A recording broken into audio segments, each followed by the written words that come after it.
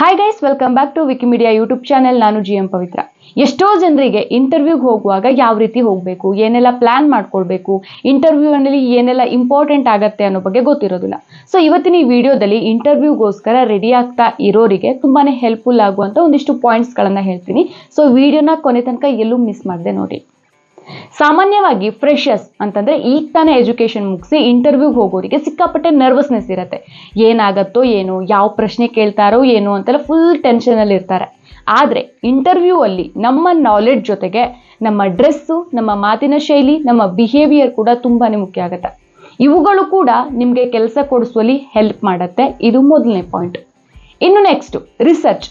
ನೀವು ಯಾವ ಕಂಪನಿಯ ಇಂಟರ್ವ್ಯೂಗೆ ಹೋಗ್ತಾ ಇದ್ದೀರಾ, ಆ ಕಂಪನಿಯ ಹಿಸ್ಟ್ರಿ ಏನು, ಆ ಕಂಪನಿ ಯಾವಾಗ ಶುರುವಾಯಿತು, ಅವರ ವ್ಯಾಪಾರ ವಹಿವಾಟುಗಳ ಬಗ್ಗೆ, ಅವರ ಅಪೋನೆಂಟ್ ಕಂಪನಿಗಳ ಬಗ್ಗೆ, ಕಂಪನಿಯ ಸ್ಥಾನದ ಬಗ್ಗೆ ಸರ್ಚ್ ಮಾಡಿ ಒಂದಿಷ್ಟು ಮಾಹಿತಿನ ತಿಳಿದಿಟ್ಕೊಳ್ಳಿ.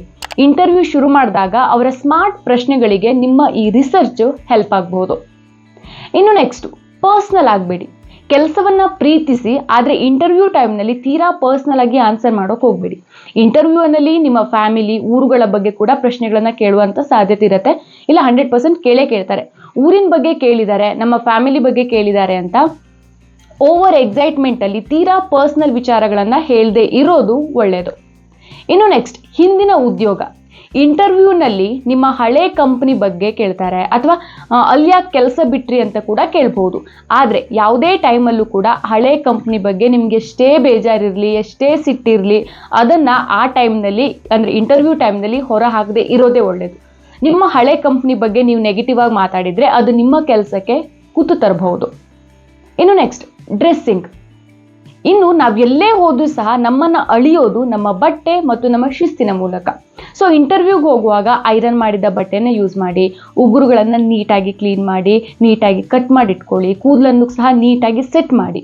ಫ್ಯಾನ್ಸಿ ಬಟ್ಟೆಗಿಂತ ಆದಷ್ಟು ಕ್ಯಾಶುವಲ್ಸ್ ಬಟ್ಟೆಗಳನ್ನೇ ಇಂಟರ್ವ್ಯೂ ಟೈಮ್ನಲ್ಲಿ ಜಾಸ್ತಿ ಬಳಸಿ. ಇನ್ನು ನೆಕ್ಸ್ಟ್, ಬಾಡಿ ಲ್ಯಾಂಗ್ವೇಜ್. ಇಂಟರ್ವ್ಯೂ ರೂಮ್ಗೆ ಹೋಗುವಾಗ ಒಂದು ಸಣ್ಣ ನಗು ಮತ್ತೆ ಒಂದು ಸಣ್ಣ ಗಂಭೀರತೆ ಇರಲಿ. ಇಂಟರ್ವ್ಯೂ ಮಾಡೋರನ್ನ ನೋಡಿದ ಕೂಡಲೇ ಮಾರ್ನಿಂಗ್ ಆಗಿದ್ರೆ ಗುಡ್ ಮಾರ್ನಿಂಗ್, ಈವ್ನಿಂಗ್ ಆಗಿದ್ರೆ ಗುಡ್ ಈವ್ನಿಂಗ್ ಅಂತ ವಿಶ್ ಮಾಡೋದನ್ನ ಮರಿಬೇಡಿ. ನಿಮ್ಮ ನಡಿಗೆಯಲ್ಲೂ ಕೂಡ ಒಂದು ಇಂಟ್ರೆಸ್ಟ್ ಇರಬೇಕು, ಆಸಕ್ತಿ ಇರಬೇಕು. ನಿರಾಸಕ್ತಿ ಇಟ್ಕೊಂಡು ಸಿಕ್ಕರೆ ಸಿಗ್ಲಿ, ಸಿಗದೇ ಇದ್ರೆ ಇಲ್ಲ ಅನ್ನೋ ಭಾವನೆ ಇಟ್ಕೊಂಡಂತೂ ಹೋಗಲೇಬೇಡಿ. ಇನ್ನು ಶೇಕ್ ಹ್ಯಾಂಡ್ ಮಾಡುವಾಗಲೂ ಸಹ ನೀವು ಶೇಕ್ ಹ್ಯಾಂಡ್ ಮಾಡ್ತೀರಾ ಅಂತಂದ್ರೆ ಅಲ್ಲೊಂದು ಪಾಸಿಟಿವ್ ವೈಬ್ ಕ್ರಿಯೇಟ್ ಆಗೋ ರೀತಿ ನಿಮ್ಮ ಭಾವನೆ ಇರಬೇಕು. ಅವರು ಕುತ್ಕೊಳ್ಳಿ ಅಂತ ಹೇಳೋಕ್ಕಿಂತ ಮುಂಚೆ ಅಂತೂ ಕುತ್ಕೊಳ್ಳಿಕ್ಕೆ ಹೋಗಲೇಬೇಡಿ. ಅವರು ಕುತ್ಕೊಳ್ಳಿ ಅಂತ ಹೇಳಿದ್ಮೇಲೆ ಕುತ್ಕೊಳ್ಳಿ. ನೆಕ್ಸ್ಟ್, ಅದೆಲ್ಲ ಒಂದು ಡೀಸೆನ್ಸಿ ಆಗತ್ತೆ, ಆಯ್ತಾ. ನೆಕ್ಸ್ಟ್, ಅವರು ಮಾತಾಡೋದನ್ನ ಶುರು ಮಾಡೋದಕ್ಕಿಂತ ಮೊದಲು ನೀವೇ ಮಾತಾಡೋಕೆ ಶುರು ಮಾಡೋದೆಲ್ಲ ಮಾಡ್ಲಿಕ್ಕೆ ಹೋಗ್ಬೇಡಿ. ಇದೆಲ್ಲ ಒಂದು ಸೌಜನ್ಯ ಅನ್ನೋ ರೀತಿ ಕನ್ಸಿಡರ್ ಆಗತ್ತೆ. ನೆಕ್ಸ್ಟ್, ಅಸ್ಪಷ್ಟ ಉತ್ತರ. ಪ್ರಶ್ನೆಗೆ ಉತ್ತರ ನಿಖರವಾಗಿರ್ಲಿ, ಶೂಟ್ಔಟ್ ಮಾಡ್ದಂಗೆ ಇರಬೇಕು ಪ್ರಶ್ನೆಗೆ ಉತ್ತರ. ಅಂದ್ರೆ ಅವ್ರು ನಿಮಗೆ ಪ್ರಶ್ನೆ ಕೇಳಿದಾಗ ನಿಮ್ಗೆ ಆನ್ಸರ್ ಗೊತ್ತಿಲ್ಲ ಅಥವಾ ಡೌಟ್ ಇದೆ ಅಂತಂದ್ರೆ ಒಂದು 5 ಸೆಕೆಂಡ್ ಟೈಮ್ ತಗೊಳ್ಳಿ. ಆನ್ಸರ್ ಗೊತ್ತಿಲ್ಲ ಅಂತಂದ್ರೆ ನಿಖರವಾಗಿ ಗೊತ್ತಿಲ್ಲ ಅಂತ ಹೇಳೋದೇ ಬೆಸ್ಟ್. ಅದನ್ನ ಬಿಟ್ಟು ಗೊಣಗೋದಂತೂ ಮಾಡಲೇಬೇಡಿ. ಪ್ರಶ್ನೆ ಕೇಳುವಾಗ ಅಥವಾ ಅವ್ರು ಮಾತಾಡ್ತಾ ಇರುವಾಗ ನೀವು ಇಂಟರಪ್ಟ್ ಮಾಡಬೇಡಿ. ಪೂರ್ತಿಯಾಗಿ ಅವರ ಪ್ರಶ್ನೆಯನ್ನ ಕೇಳಿಸ್ಕೊಂಡು ನಂತರ ನೀವು ಉತ್ತರ ಕೊಡಿ. ಸಪೋಸ್ ನಿಮ್ಗೆ ನೀವು ಯಾವ ರೀತಿ ಮಾತಾಡ್ತೀರಿ ಅಂತ ಗೊತ್ತಾಗಬೇಕು ಅಂತಂದ್ರೆ ಇಂಟರ್ವ್ಯೂಗೆ ಹೋಗೋಕ್ಕಿಂತ ಮೊದಲು ನಿಮ್ಮ ಫ್ರೆಂಡ್ಸ್ ಬಳಿ ಪ್ರಶ್ನೆ ಕೇಳೋಕೆ ಹೇಳಿ, ನಿಮ್ಮ ಉತ್ತರವನ್ನ ಮೊಬೈಲಲ್ಲಿ ರೆಕಾರ್ಡ್ ಮಾಡ್ಕೊಂಡು ನೀವೇ ಕೇಳಿ. ನೀವು ಎಲ್ಲಿ ತಪ್ಪು ಮಾಡ್ತಾ ಇದ್ದೀರಾ, ಎಲ್ಲಿ ನಿಮ್ಮ ವಾಯ್ಸ್ ಶೇಕ್ ಆಗ್ತಾ ಇದೆ ಅನ್ನೋ ಬಗ್ಗೆ ನಿಮ್ಗೆ ಕ್ಲಾರಿಟಿ ಸಿಗತ್ತೆ. ಕಂಪನಿಗಳಲ್ಲಿ ಭಾಷೆಗಳು ಸಹ ಇಂಪಾರ್ಟೆಂಟ್ ಆಗತ್ತೆ. ಅವರು ಇಂಗ್ಲಿಷ್ನಲ್ಲೇ ಪ್ರಶ್ನೆ ಕೇಳಬಹುದು, ನಿಮ್ಗೆ ಆನ್ಸರ್ ಗೊತ್ತಿರತ್ತೆ, ಆದ್ರೆ ಭಾಷೆ ಪ್ರಾಬ್ಲಮ್ ಆದ್ರೆ ನಿಮ್ಗೆ ಕಂಫರ್ಟಬಲ್ ಅಂತ ಅನ್ಸಿದ್ರೆ, ನಿಮ್ಗೆ ಯಾವ ಭಾಷೆ ಕಂಫರ್ಟಬಲ್ ಅಂತ ಅನ್ಸುತ್ತೋ ಅದೇ ಭಾಷೆಯಲ್ಲಿ ಮಾತಾಡೋದು ಒಳ್ಳೇದು. ಬರ್ದೇ ಇರೋ ಇಂಗ್ಲಿಷ್ ಭಾಷೆಯನ್ನ ತಡವರಿಸೋ ಬದಲು ಬರೋ ಕನ್ನಡ ಭಾಷೆಯಲ್ಲಿ ಸರಿಯಾದ ಉತ್ತರ ಕೊಟ್ರೆ ಬೆಟರ್. ಇದರಿಂದ ನಿಮ್ಮ ಕಾನ್ಫಿಡೆನ್ಸ್ ಲೆವೆಲ್ ಬಗ್ಗೆ ಅವರಿಗೆ ಒಂದು ಪಾಸಿಟಿವ್ ವೈಬ್ ಕ್ರಿಯೇಟ್ ಆಗುವಂತ ಸಾಧ್ಯತೆ ಇರುತ್ತೆ. ಇನ್ನು ಕೆಲವೊಂದು ಕಂಪನಿಗಳಲ್ಲಿ ಭಾಷೆ ತುಂಬಾನೇ ಮುಖ್ಯ ಆಗಿರುತ್ತೆ. ಯಾಕಂತಂದ್ರೆ ಕೆಲವೊಂದು ಟೆಲಿಕಾಲರ್ ಕಂಪನಿಗಳಲ್ಲೆಲ್ಲ ಅಲ್ಲಿ ಭಾಷೆಗಳು ಬೇಕೇ ಬೇಕು. ಸೊ ನಿಮ್ಗೆ ಯಾವ ಭಾಷೆ ಸೆಲೆಕ್ಟ್ ಈಸಿ ಆಗುತ್ತೋ ನೀವು ಅಲ್ಲೇ ಜಾಬ್ಗೆ ಹೋಗೋದು ಬೆಸ್ಟ್. ಕೆಲವೊಂದು ಕಂಪನಿಗಳಲ್ಲಿ ಭಾಷೆ ಇಂಪಾರ್ಟೆಂಟ್ ಆಗಿರುತ್ತೆ. ಅಷ್ಟೇ ಅಲ್ಲ, ಕೆಲವೊಂದು ಕಂಪನಿಗಳಲ್ಲಿ ನಿಮ್ಮ ಕೌಶಲ್ಯ ಇಂಪಾರ್ಟೆಂಟ್ ಆಗಿರುತ್ತೆ. ನೀವೇನಾದ್ರೂ ಟೆಲಿಕಾಲರ್ ಕೆಲಸಕ್ಕೆ ಇಂಟರ್ವ್ಯೂ ಹೋದ್ರೆ ಅಲ್ಲಿ ನಿಮ್ಗೆ ಮಸ್ಟ್ ಅಂಡ್ ಶುಡ್ ಬರಲೇಬೇಕಾಗಿರೋದು ಭಾಷೆ. ಸೊ ಸಂದರ್ಭಕ್ಕೆ ತಕ್ಕ ಹಾಗೆ ವರ್ತಿಸೋದು ಬೆಟರ್ ಆಪ್ಷನ್. ಇನ್ನು ನೆಕ್ಸ್ಟ್ ಎನರ್ಜಿ. ಮಾತಾಡುವಾಗ ಏರು ಧ್ವನಿ ಅಥವಾ ಕಡಿಮೆ ಧ್ವನಿಯಲ್ಲಿ ಮಾತಾಡೋದು ಕೂಡ ನಿಮಗೆ ಪ್ರಾಬ್ಲಮ್ ಆಗ್ಬಹುದು. ಏರು ಧ್ವನಿಯಲ್ಲಿ ಮಾತನಾಡಿದ್ರೆ ಓವರ್ ಕಾನ್ಫಿಡೆನ್ಸ್ ಅಂತ ಆಗುತ್ತೆ, ಕಡಿಮೆ ಧ್ವನಿಯಲ್ಲಿ ಮಾತನಾಡಿದ್ರೆ ಕಾನ್ಫಿಡೆನ್ಸ್ ಲೆವೆಲ್ ಕಡಿಮೆ ಇದೆ ಅಂತ ಅನ್ಕೊಳ್ಬಹುದು. ಹಾಗಾಗಿ ಇಂಟರ್ವ್ಯೂ ಶುರುವಾದಾಗಿಂದ ಒಂದೇ ರೀತಿಯ ಎನರ್ಜಿಯನ್ನ ಕೊನೆ ತನಕ ಮೇಂಟೈನ್ ಮಾಡಿ.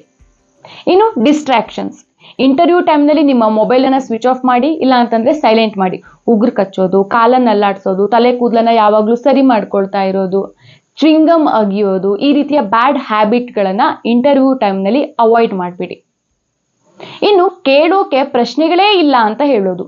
ಇಂಟರ್ವ್ಯೂ ಮಾಡೋರು ನಿಮಗೆ ಕೆಲಸದಲ್ಲಿ ಎಷ್ಟು ಆಸಕ್ತಿ ಇದೆ ಅನ್ನೋದನ್ನ ಗಮನಿಸ್ತಾನೆ ಇರ್ತಾರೆ. ಸೊ ಕೇಳೋಕೆ ಏನಾದ್ರೂ ಪ್ರಶ್ನೆ ಇದೆಯಾ ಅಂತ ಅವ್ರು ನಿಮ್ಗೆ ಕೇಳಿದಾಗ ಇಲ್ಲ ಅಂತ ಉತ್ತರ ಕೊಡೋ ಬದಲು ನಿಮ್ಮ ವರ್ಕ್ ರೋಲ್ ಬಗ್ಗೆ ಆಗಿರ್ಬೋದು, ಕಂಪನಿಗಳ ಬಗ್ಗೆ ಆಗಿರ್ಬೋದು, ಅಥವಾ ಸಹೋದ್ಯೋಗಿಗಳ ಬಗ್ಗೆ ಏನಾದ್ರೂ ಪ್ರಶ್ನೆಗಳಿದ್ರೆ ನೀವು ಅದನ್ನ ಕೇಳ್ಬೋದು. ಅವ್ರು ಕೊಡೋ ಉತ್ತರ ನಿಮ್ಮ ರೋಲ್ ಮತ್ತು ಕಂಪನಿ ಬಗ್ಗೆ ಇನ್ನೂ ಹೆಚ್ಚು ತಿಳ್ಕೊಳ್ಳೋಕೆ ನಿಮ್ಗೆ ಹೆಲ್ಪ್ ಮಾಡತ್ತೆ. ಸೊ ನಿಮ್ಗೆ ಆಸಕ್ತಿ ಇದೆ ಅನ್ನೋ ಬಗ್ಗೆ ಇಂಟರ್ವ್ಯೂ ಮಾಡೋರ ಗಮನಕ್ಕೂ ಸಹ ಬರುತ್ತೆ. ಇನ್ನು ನೆಕ್ಸ್ಟ್ ಸುಳ್ಳು ಹೇಳೋದು. ಇದನ್ನ ಸಾಮಾನ್ಯವಾಗಿ ಎಲ್ಲರೂ ಮಾಡುವಂತ ಮಿಸ್ಟೇಕ್. ಅದೇನಂತಂದ್ರೆ ರೆಸ್ಯೂಮ್ನಲ್ಲಿ ಅಥವಾ ಇಂಟರ್ವ್ಯೂ ಟೈಮ್ನಲ್ಲಿ ಸುಳ್ಳು ಹೇಳ್ಬಿಡೋದು. ನಿಮ್ಗೆ ಗೊತ್ತಿಲ್ಲದೆ ಇರೋ ವಿಷಯದ ಬಗ್ಗೆ ಗೊತ್ತಿದೆ ಅಂತ ರೆಸ್ಯೂಮ್ನಲ್ಲೋ ಅಥವಾ ಇಂಟರ್ವ್ಯೂ ಅಲ್ಲೋ ಹೇಳೋಕ್ ಹೋಗ್ಲೇಬೇಡಿ. ಕೆಲಸ ಸಿಕ್ಕಿದ ಮೇಲೆ ಈ ಸುಳ್ಳಿನ ಪರಿಣಾಮವನ್ನ ನೀವೇ ನೋಡ್ಬೇಕಾಗತ್ತೆ. ಇದು ದೊಡ್ಡ ಪರಿಣಾಮ ಬೀರುತ್ತೆ ಅದಕ್ಕೆ. ಇನ್ನು next time sense. Interview location ಯಾವುದು, ಅಲ್ಲಿಗೆ ನೀವು ಹೇಗೆ ರೀಚ್ ಆಗಬೇಕು, ಇದನ್ನೆಲ್ಲನೂ ಸಹ ಬಸ್ಸಿಗೆ ಹೋಗ್ತೀರಾ, ಓಲಾ ಬುಕ್ ಮಾಡ್ತೀರಾ ಅಥವಾ ಬೈಕಿಗೆ ಹೋಗ್ತೀರಾ, ಇಲ್ಲಿಂದ ಅಲ್ಲಿಗೆ ಹೋಗ್ಲಿಕ್ಕೆ ಎಷ್ಟು ಟೈಮ್ ಬೇಕು, ಇದೆಲ್ಲನೂ ಸಹ ಮೊದಲೇ ಪ್ಲಾನ್ ಮಾಡಿಟ್ಕೊಳ್ಳಿ. ಲಾಸ್ಟ್ ಮೂಮೆಂಟಲ್ಲಿ ಲೇಟಾಗಿ ಎದ್ದು ಬಸ್ ಮಿಸ್ ಮಾಡಿಕೊಂಡು ಇಂಟರ್ವ್ಯೂಗೆ ಹೋದರೆ ನಿಮಗೆ ಟೈಮ್ ಸೆನ್ಸ್ ಇಲ್ಲ ಅಂತ ಅವ್ರು ಡಿಸೈಡ್ ಮಾಡಿಬಿಡ್ತಾರೆ.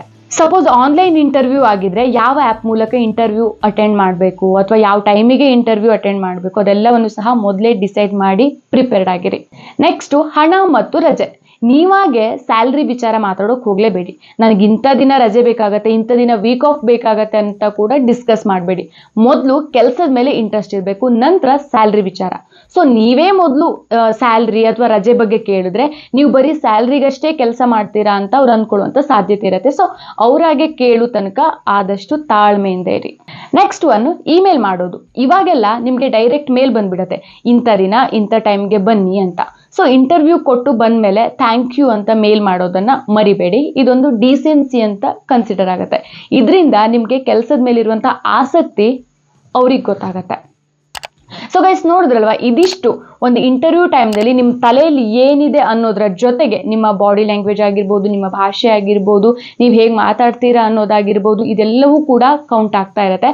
ಸೊ ಇದೆಲ್ಲದನ್ನು ಸಹ ಗಮನದಲ್ಲಿಟ್ಕೊಂಡು ಇಂಟರ್ವ್ಯೂಗೆ ಹೋಗಿ.